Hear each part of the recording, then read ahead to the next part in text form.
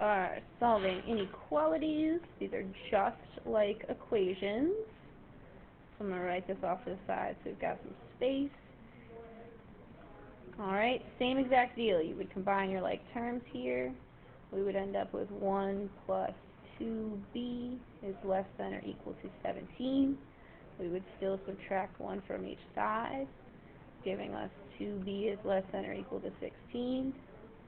And dividing by 2 gives us b is less than or equal to 8. Okay?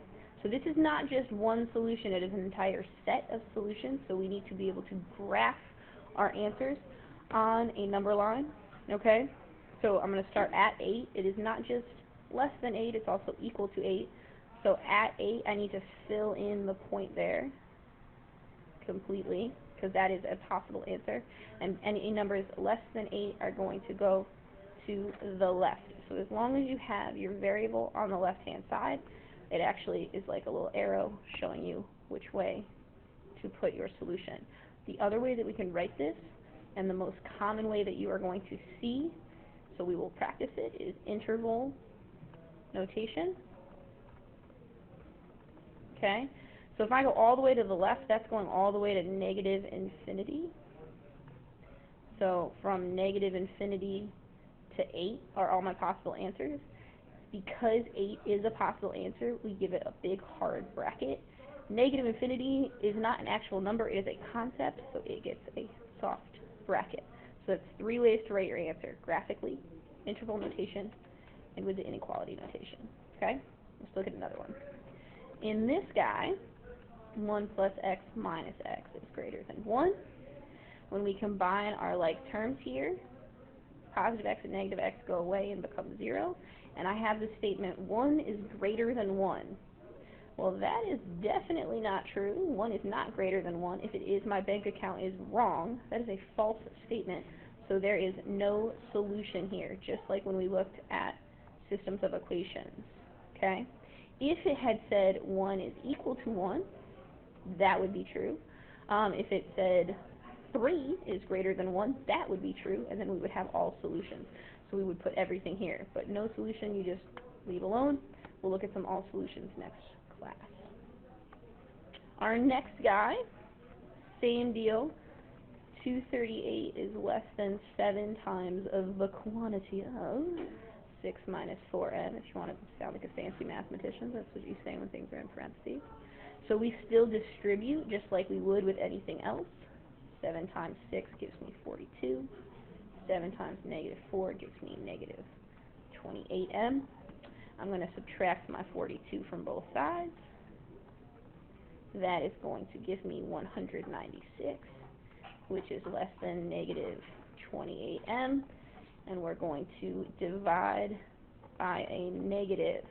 Here is the one rule you have to be careful of with inequalities. If you divide or multiply by a negative, you have to flip your sign. So 196 divided by negative 28 is negative 7, and it is no longer less than. It is now greater than m. We're going to look a little bit more in depth as to why you do that during our warm-up next class. Okay? Remember, I don't like you guys memorizing stuff. I want you to be able to recreate it and figure out why it is what it is. I also would like to keep my variable on the left-hand side to make my life a little easier, so I need to make sure if my point is towards m, my point is still towards m. Okay? So, my numbers, m is less than negative 7, so at negative 7 I get a big old circle. 7 is not a possible solution, so it stays an open circle, and I am going towards the negative values. So again, negative infinity to negative 7 in interval notation. Because negative 7 is not included, it gets a nice soft bracket. Negative infinity being a concept, it gets that nice soft bracket. I know it looks like a coordinate. You'll be fine. Alright? I'm going to leave number 4 for you. I want you to try this one on your own. Okay? And I will make sure that the answer to it is on your warm-up next class so you can get that nice immediate confirmation that you did this correctly. Okay?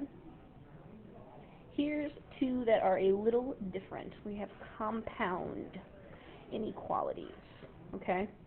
So, since we're doing a set of solutions, what if they're not all towards the same direction? Or what if they have two endpoints? That's what these are. So we have ors and we have ands.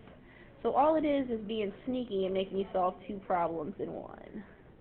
So you're just going to solve this one like you normally would, and you're going to solve this one like you normally would, just like any of the other problems. But we're going to put both solutions on the same number line, okay? So I'm going to pause this. I want you to pause the video, and I want you to try to solve these by yourself, and then unpause it, and it will pop up with the answers for you to check. So pause your video. All right. If you did not pause the video and you just looked at the answers, I'm super disappointed. All right, anyway, so you should have ended up with A is less than or equal to 0, and A is greater than or equal to 3, okay? And we got to put a big ol' or in between these. Both of these are part of your answer. So if I put a big ol' circle on 0 and I fill it in because it's also equal to 0, and I'm going less than, we're going in this direction. And if I put a big old dot on 3, this one also is an equal to as well, so it's filled in. And we're going towards positive infinity. Okay, so both of those are a solution. So I've got negative infinity over here. I've got positive infinity over here. So in our interval notation, we're going from negative infinity to 0. 0 is included. And it's unioned with our 3 to infinity. So they are connected with a union. Okay? All of those are solutions. That would be your interval notation. All right, one more. One more. This looks crazy because they are all connected, but you can still separate them just like we had the last one. So the 2 minus 4x will be part of each problem. So again, pause the video, try it, and then when you unpause, the answers will be popped up for you. Alright, you might have solved them a little differently, but either way you should have gotten that x is less than or equal to 1. And in this guy, you should have gotten x is greater than or equal to negative 3. I chose to keep the x on the left-hand side, which made a negative x, so when I divided by a negative, it had to flip my sign. Please, please, please be careful of that. Alright, in this guy, and this is why I want you to graph it first before you write your answer. I think it makes it a little bit clearer. If I have x at 1 and it's equal to, so it gets filled in, my x values are less than 1, so they're going in the left direction. But in this one, I'm at negative 3, and they are greater than. So I'm actually in between these 2 points. Okay, so instead of an or, this is an and. So how we write that is lowest to highest. Negative 3 is going to be smaller or equal to x, so less than or equal to x. And it's going to be greater than,